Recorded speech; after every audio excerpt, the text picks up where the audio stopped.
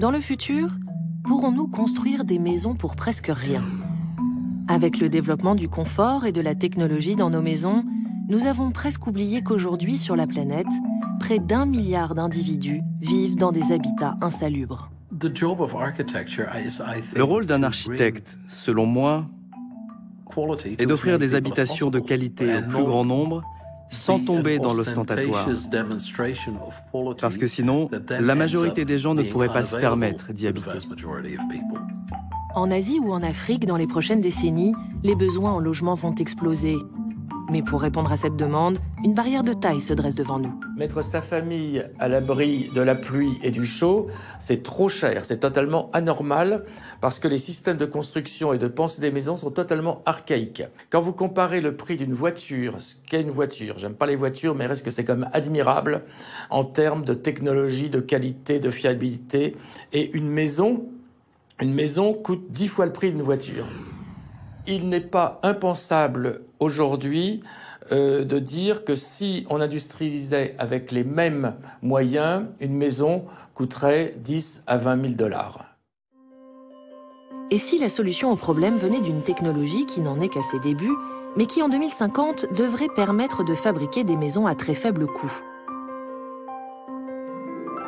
Dans un petit village du nord de l'Italie, une équipe d'ingénieurs s'est inspirée des animaux pour inventer l'habitat du futur. Des milliards de personnes dans le monde ont besoin d'une maison et n'ont que 300 $ de budget pour se l'offrir. Je m'appelle Massimo Moretti. Mon rêve pour le futur est de parvenir à faire des maisons confortables à bas coût.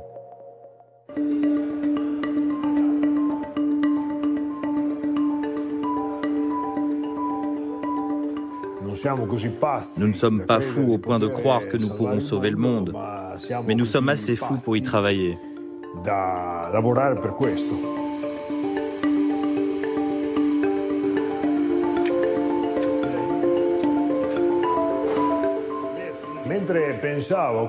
Un jour, alors que je me demandais comment faire une maison à bas prix, j'ai remarqué une guêpe qui se fabriquait un nid. C'était une guêpe maçonne. Elle prenait la terre, la déposait au soleil pour la sécher et elle se construisait ainsi une maison à partir de la terre humide. J'ai tout de suite pensé que c'était une approche parfaite pour faire des maisons à coût zéro.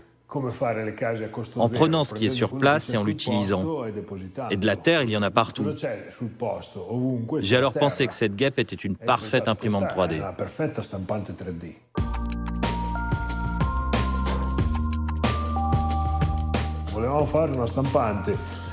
Nous voulions faire une imprimante qui imprimerait des maisons avec des matériaux locaux.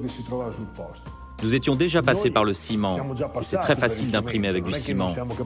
Mais aujourd'hui, nous nous concentrons davantage sur des matériaux plus récents, et paradoxalement la terre. Pourquoi j'ose dire que la terre est un matériau nouveau ? Parce que le ciment a un impact environnemental catastrophique. 1 tonne de ciment génère 1 tonne de CO2. La terre et la paille sont de très bons matériaux.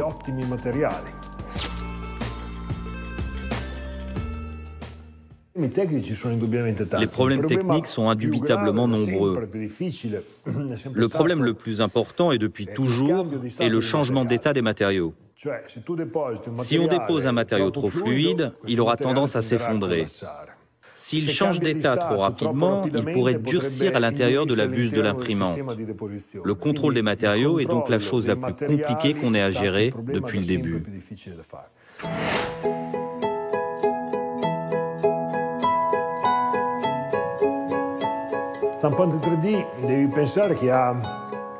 L'imprimante 3D est un système qui emmagasine des données et les reproduit.